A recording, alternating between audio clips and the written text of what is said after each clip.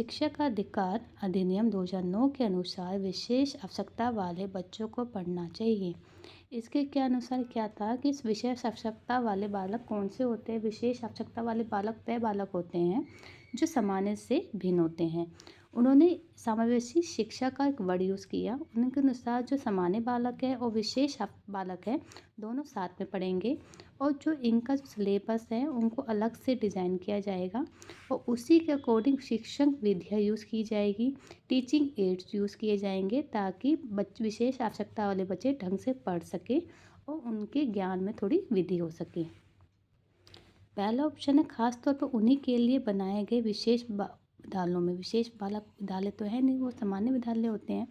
घर पर माता पिता और देखभाल करने वालों के साथ जो उन्हें आवश्यक सहायता उपलब्ध कराई, ये ऑप्शन भी नहीं होगा। समावेशी शिक्षा व्यवस्था में इस प्रावधान के साथ कि उनकी व्यक्तिगत आवश्यकताओं की पूर्ति की जा सके, क्योंकि सामाजिक शिक्षा में क्या है, जो भी विशेष बालक है उनकी व्यक्तिगत आवश्यकता की पूर्ति भी साथ साथ में की जाएगी। ये ऑप्शन आपका सही है। व्यावसायिक प्रशिक्षण केंद्रों में जो उन्हें जीवन की कौशलों के लिए तैयार करे, ये ऑप्शन नहीं था। थर्ड ऑप्शन आपका सही है। जिस कक्ष में विविध पृष्ठभूमि से विद्यार्थी आते हों वहाँ एक प्रभावी शिक्षक। पहला ऑप्शन है समूह में व्यक्तिगत भिन्नताओं को बताने के लिए उन्हें सांस्कृतिक जानकारी पर ध्यान देना। ये ऑप्शन सही है एक तरीके से, क्योंकि हमें जो समूह में जो व्यक्तिगत भिन्नता है, इनकी हमें व्यक्तिगत भिन्नता तो होती है, हर बच्चा अलग है, उसकी सांस्कृतिक जानकारी अलग अलग है, उसकी संस्कृति अलग अलग है, तो सबकी जानकारी होनी चाहिए। सेकंड ऑप्शन है वंचित पृष्ठभूमि के विद्यार्थियों को हमें कठिन परिश्रम नहीं करवाना। सांस्कृतिक जानकारी को अनदेखी हमें कुछ भी नहीं करना। ये आपको ऐसे वर्ड आ जाए तो आपको ऑप्शन को क्रॉस कर देना। समान आर्थिक पृष्ठभूमि के विद्यार्थियों का समूह बनाएं और उन्हें एक साथ रखना। हम समान आर्थिक पृष्ठभूमि को साथ नहीं रख सकते, हमें हर संस्कृति के बच्चों को एक साथ रखना है और सबकी संस्कृतियों को महत्व देना है।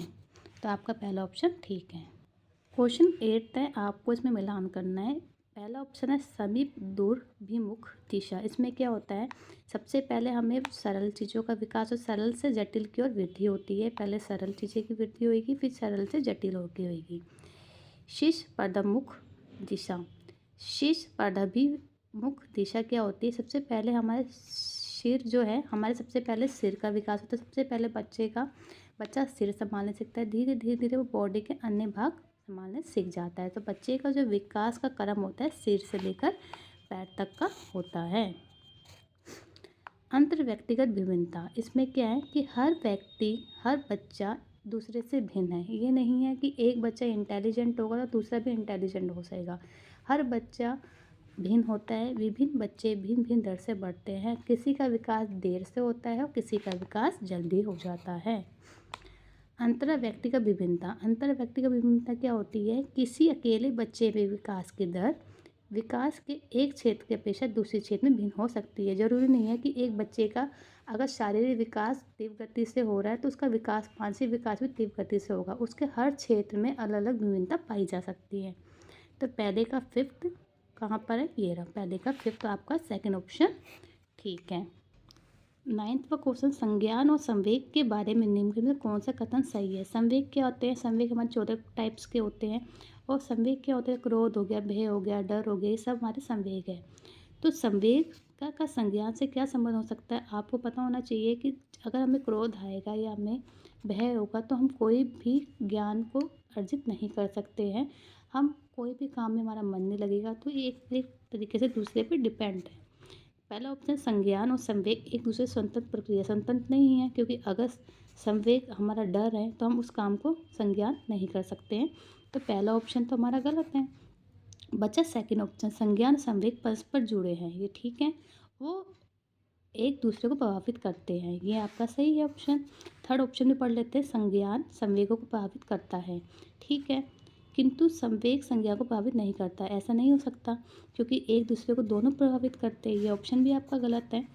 संवेग संज्ञान को प्रभावित करते हैं किंतु संज्ञान संवेग को प्रभावित नहीं करता, ये ऑप्शन आपका गलत है। तो आपका ऑप्शन सेकंड ही ठीक है।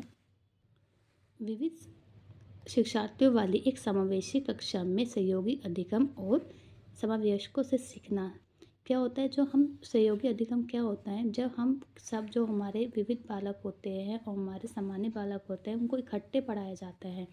जब इनको ग्रुप में पढ़ाया जाता है तो एक रूप से वो बहुत ही अच्छा सीखते हैं और धीरे धीरे बच्चा इम्प्रूव होता है। सक्रिय रूप से निरुत्साहित, ये नेगेटिव पॉइंट तो आपको लेना ही नहीं है, तो ये आपका ऑप्शन गलत है। केवल आपके ऑप्शन में आपको टिक बताई, जहाँ केवल है आपको वो ऑप्शन भी नहीं लेना। सक्रिय रूप से प्रोत्साहित किया जाना चाहिए, सही है, जिससे समवयस्कों की स्वीकार्यता बढ़े, ये आपका ऑप्शन ठीक है।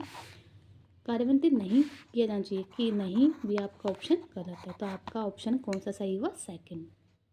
ये जितने भी आपके क्वेश्चंस हैं वो आपके पेपर्स में आ चुके हैं, तो आपको पॉइंट टू पॉइंट समझाया जा रहा है कि आपको कैसे नेगेटिव ऑप्शन को रिजेक्ट करना है, पॉजिटिव को यस करना है।